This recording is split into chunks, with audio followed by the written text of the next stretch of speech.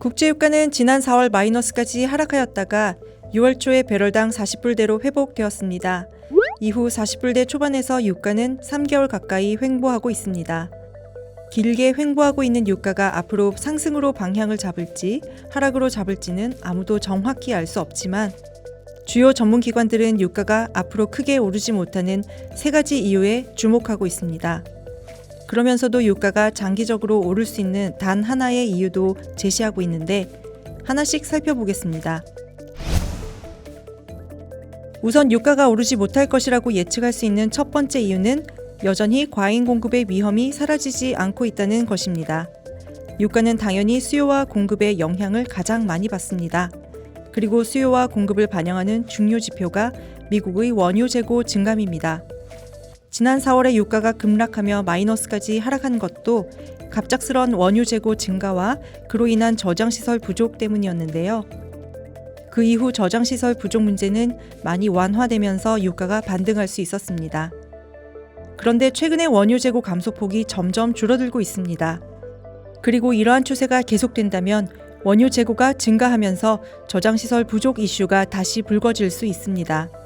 미국 에너지정보청 재고 통계에 따르면 6월 마지막 주 재고는 전주 대비 1,060만 배럴이 감소했으나 그 다음 주에는 감소폭이 740만 배럴로 줄었고 최근에는 감소폭이 160만 배럴로 급감했습니다.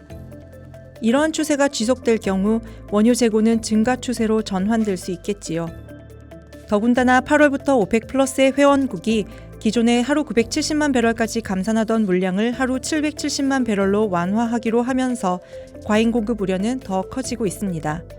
이에 사우디의 빈 살만 왕세자는 비록 오펙 플러스가 명목상의 감산량을 줄였지만 올해 5, 6월 중 감산 합의를 이행하지 않은 국가들이 8월 이후 추가 감산을 할 것이기 때문에 전체적으로 큰 영향은 없을 것이라고 주장하고 있습니다.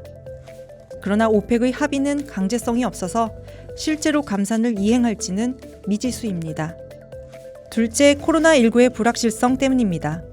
현재 가장 큰 영향을 주는 요소는 코로나19입니다. 원유 수요뿐만 아니라 세계 경제에 가장 큰 영향을 주는 요소이기도 하지요. 현재 세계적으로 185개 팀이 백신 개발에 총력을 기울이고 있고 그중 7개의 백신은 대규모 마지막 테스트 진행을 앞두고 있으면서 백신에 대한 희망도 있는데요. 그러나 안전성을 최우선에 두고 백신 개발을 진행할 경우 백신 개발은 장기간이 소요될 수밖에 없다는 것이 전문가들의 의견입니다. 보통 수십에서 수백 명을 대상으로 신약 개발 1, 2상 시험에서 잘 드러나지 않는 부작용이 수만 명을 대상으로 하는 3상에서 드러나는 경우가 많고 3상을 거쳐 시판된 후에도 부작용이 나타나는 경우가 많은데요.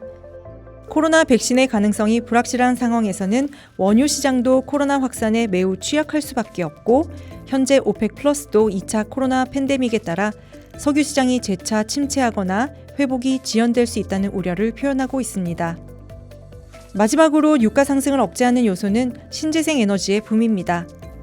일반적으로 저유가는 신재생 에너지 개발에도 부정적 영향을 미친다고 생각하는 경우가 많았습니다.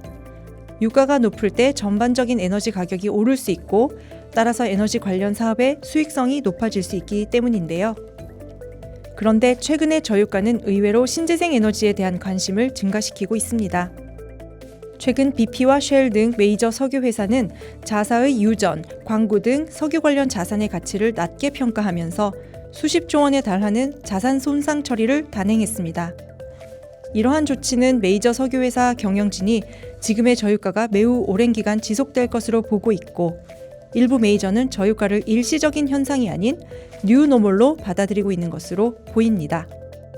이렇게 저유가가 장기화된다면 지금 당장 수익성은 낮더라도 성장성이 좋은 신재생 에너지 사업에 투자하겠다는 심리가 강해질 수 있습니다. 신재생 에너지는 지금 당장의 수익성은 낮더라도 미래 성장성 면에서 앞서 있기 때문입니다. 물론 장기적으로 유가가 반등할 것이라는 시각도 존재합니다. 유가 상승의 근거는 한 가지이지만 매우 강력하고 타당한 부분이 있습니다. 시장에서 가격을 결정하는 가장 중요한 요소는 수요와 공급입니다. 과거에 저유가가 지속되는 기간이 길어질수록 석유 개발 투자 규모를 감소시켜서 공급량을 줄이는 결과를 낳았습니다. 가령 1990년에서 2000년 사이 유가는 배럴당 1-20불의 낮은 수준에서 안정적으로 유지되면서 석유 개발 투자가 침체됩니다. 그래서 2000년대 초반 늘어나는 수요를 공급이 따라잡지 못하게 되지요. 이것은 2000년 이후 유가를 상승시키면서 2008년 7월 유가는 역대 최고치인 배럴당 146불까지 오릅니다. 비슷한 현상이 2014년 이후에도 나타나고 있습니다. IEA에 따르면 전 세계 상류 부문 투자 규모는 유가가 100불 수준에서 유지되었던 2014년에 약 8천억 불에 가까웠으나 연평균 유가가 60불대로 하락한 2019년에는 약 5천억 불 수준에도 미치지 못했습니다. 그리고 2020년 올해 투자 규모는 2019년 대비 약 30% 감소하여 3천억 불 수준을 약간 상회할 것으로 전망됩니다. 이러한 수치는 코로나19의 지속 기간에 따라 더 감소할 수도 있습니다. 현재 코로나로 인해 전반적으로 석유 개발 투자 규모가 감소하고 개발 프로젝트가 진행되지 못하는 사례가 늘고 있습니다. 이러한 투자 감소는 장기적으로 공급을 크게 위축시켜 어느 시점에 과거처럼 유가가 급격히 오르게 할 수도 있습니다. 물론 석유 개발은 보통 수년의 기간이 걸리기 때문에 지금 당장의 투자 감소가 단시일 내에 유가 상승으로 이어진다고 보기는 어렵습니다.